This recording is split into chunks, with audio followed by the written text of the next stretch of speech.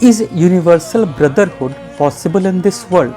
Now, if we look at the present world scenario, we see that the nations are fighting and people are fighting in the name of religion, in the name of race, nationality, caste, gender.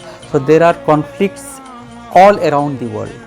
When the two world wars happened, and in those world war, like millions of people lost their lives. So, it actually shook the consciousness of people all over the world. So there is thought that let us do something. So the different countries came together and they formed United Nations, and they thought that once this United Nations is formed, then under the roof of United Nations all the countries will come together to cooperate with each other, and there won't be any conflict. They will not try to harm each other, and they will work together for a common interest. But United Nations was formed after the Second World War, and several years, I think almost 70 years have passed. But if we look at the world scenario, we can very clearly say that United Nations has not been successful in achieving for which it was created, because the conflicts have not ended. So natural question will be that why is it that the conflict has not ended, why the United Nations did not succeed in its mission. So universal unity, so it will appear to be a very utopian kind of idea that people all over the world, forgetting all the differences, will come together. But whether it can be possible or not, let us try to understand. So if we talk about universal unity, if we talk about universal brotherhood, so that can only be possible if we start understanding that all the living beings, they belong to the same family. And when people start seeing that others are not their enemies, and they are not there to harm them, and when everyone starts seeing others as their friends, as their own brothers and sisters, so this universal brotherhood can be possible only when we start understanding and accepting that all the living entities are my family members, and we are the children of the same God. So there is one universal Father, and we all are children of the same God. So if this understanding comes to us, then there is a possibility of universal unity. So Srila Prabhupada would be saying that this universal brotherhood which we talk about, it cannot be possible at material plane. It can only be possible when we start understanding that we are part and parcel of the Supreme Lord. And Prabhupada did not just say this theoretically, but he in fact proved it. Because when Prabhupada was present in this material world, so he was like traveling all over the world, he was preaching vigorously, and he was trying his best to make people understand that we all are children of the same God, and for our own salvation, for our own benefit, what we should be doing, we should reconnect ourselves to the Supreme Lord, who is known by the name of Krishna. And this divine words of Srila Prabhupada, which actually touched the hearts of thousands and thousands of people all over the world, and they started taking Krishna consciousness in a very serious way. And once they became devotees of Krishna, once they started understanding the philosophy of Krishna consciousness, then they very clearly understood that they are not material beings, but they are actually spiritual beings. Because this material body is temporary, so as long as we are in this world, we keep on getting this material body, we keep on transmigrating to different species. But our true identity is that we are eternal souls, and we are eternally related to Krishna. And not just we, even the other living entities, they are also part and parcel of Krishna, because they are also eternal souls and they are also connected to Krishna. So when this understanding comes to a person, and when this understanding came to all the devotees of Krishna, so they completely gave up all their material designations, forgot all their material you can say differences, and they came together.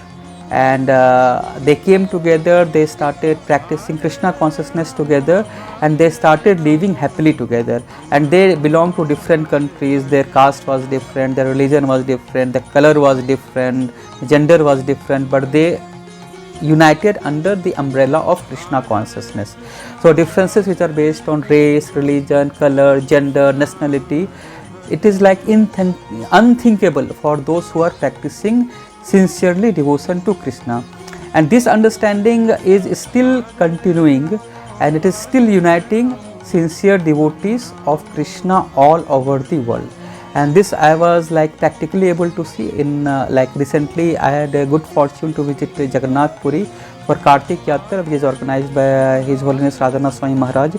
So in that Kartik Yatra, I saw that more than 10,000 people from all over the world had come together. And in spite of this all socio-cultural differences, so devotees, they were like staying together, they were eating together, praying together, singing together, dancing together, and they were also serving each other sincerely and also happily. Everyone felt that they are part of the same Krishna conscious family, and they felt happy, they felt completely satisfied. So in this present scenario, it may look that it is almost impossible to attain universal brotherhood, but it is not impossible. It can also be achieved, and this can become possible if we start appreciating the teachings of Prabhupada and start living our life as per the guidelines which has been given by Prabhupada, which is based on the Vedic scriptures. So Srila Prabhupada, he says a very wonderful thing about universal brotherhood, and I will quote him. So Prabhupada is saying, if one is lover of God, then he is lover of everyone, because he knows everyone is part and parcel of God. For example, if you love your father, then you will automatically love your brother. But if you do not know who is your father, then how you can say universal brotherhood? So this is the statement of Srila Prabhupada. So the first step to establish universal brotherhood is to accept that Krishna is our universal father. Now as soon as we will say the word Krishna, so many may protest that why Krishna or why Hindu God should be accepted as a universal father. But the truth is that if we turn the pages of Bhagavad Gita, we will find that nowhere Krishna mentions that he is a Hindu God, or this message whatever he is giving, it is only for the people who are Indian. So Krishna is not saying this. Krishna says in Bhagavad Gita that Aham Bija Pradapita, that is, I am the seed giving father of all. So Krishna is my father also, Krishna is father of an Indian also, an American also, Pakistani also, Middle East countries also, Russian also, people from Ukraine also, so Australia also, for men also, for women also. So Krishna is everyone's father. So this understanding should be there. So although for example, the sun is always one, but in different countries the sun may be called by different names. In India the sun may be called in a different name, in English language in a different name, in Mandarin it may be called with a different name, in English, in Sanskrit, in other languages in different name. Different countries sun may be called in like different names can be given to sun, but sun is always the same. Similarly, God can be called by different names, but God is always one, and that God, Vedic scriptures reveal, is Krishna, the Supreme Lord. And not just that, once we start understanding that we all belong to Krishna, Krishna is our eternal father, and then automatically we will understand that each and every living entity are my family members only. And Krishna is, because Krishna is the Supreme Lord, his father of all, so he is like equal to everyone. So he bestows his mercy equally upon everyone. And this is the reason that Krishna is so loving and caring, that he attracts everyone. The word Krishna itself means attract. Krishna means attractive, because he attracts everyone. When we read Krishna's pastimes, we see that how the residents of Golok Vrindavan, they used to be always attracted towards Krishna. The young gopis, elderly gopis, young gopas, elderly gopas, what talk about gopis, gopas, even the cows, peacock, deers, all the birds, they all were attracted, they all were madly in love with Krishna. And Krishna is also reciprocating with the love of everyone's love, and that is why this loving exchange keeps on increasing. So George Harrison, one of the famous Beatles, so in his foreword to the Krishna book which Prabhupada has written, so he writes that everybody is looking for Krishna, some don't realize that they are, but they are. Krishna is God, the source of all that exists, the cause of all that is, was or ever will be. As God is unlimited, He has many names. Allah, Buddha, Jehovah, Rama, all are Krishna, all are one. This is what George Harrison is writing. So as soon as we start bringing Krishna in our life, so what happens? Just like when sun comes, the darkness immediately goes away. Similarly, as soon as Krishna appears in our life, our ignorance, which is causing darkness in our life, starts slowly and gradually dissipating, and we start understanding that each and every living entities, not just human beings, even plants, animals, beasts, birds, trees, everyone are children of Krishna, and Krishna cares for them, Krishna loves them, and Krishna wants us to do the same thing. And the thought of harming others never arise in our mind. Why? Because we know that suppose that if two brothers are fighting, then it displeases the father. Similarly, if the living entities are fighting with each other, then it will displease Krishna, who is the father of the entire living entities. So now when we start loving Krishna, then we have to also becomes interested in knowing that how Krishna is living in the spiritual kingdom. So we see that in the spiritual kingdom that how all the devotees, so they have just one goal in their life, and that goal is to always serve Krishna, always please Krishna. Not just to serve Krishna and please Krishna, but they also keep on serving each other.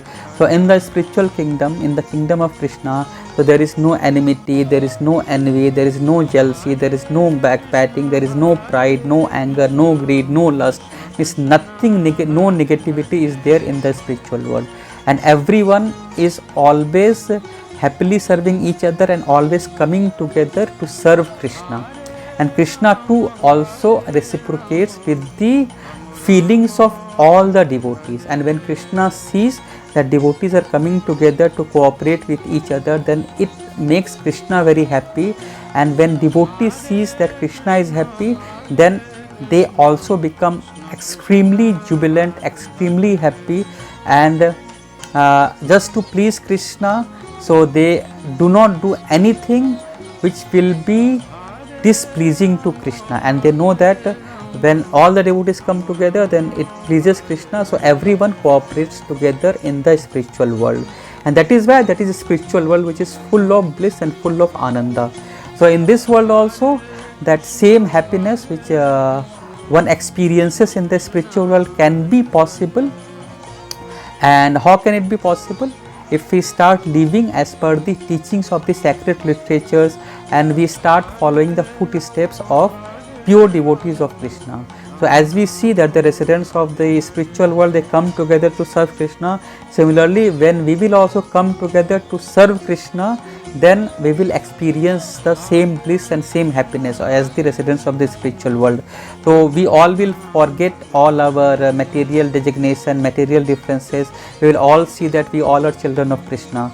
And in Bhagavad Gita, Krishna says in 5.18 that when a person becomes a devotee of Krishna, they develop a saintly characteristics, the humble sages. So what happens that he starts seeing that each and every living entity, whether it is a brahmana, a cow, an elephant, a dog, or a dog eater, so everyone is equal, because in the heart of everyone Krishna resides as Paramatma. So this understanding easily helps us to mitigate all our differences and establish peace in this world. Universal unity is a possibility when we accept Krishna as the Supreme Lord, and we start living as per the guidelines of Krishna, which he gives in literatures like Bhagavad Gita. Hare Krishna.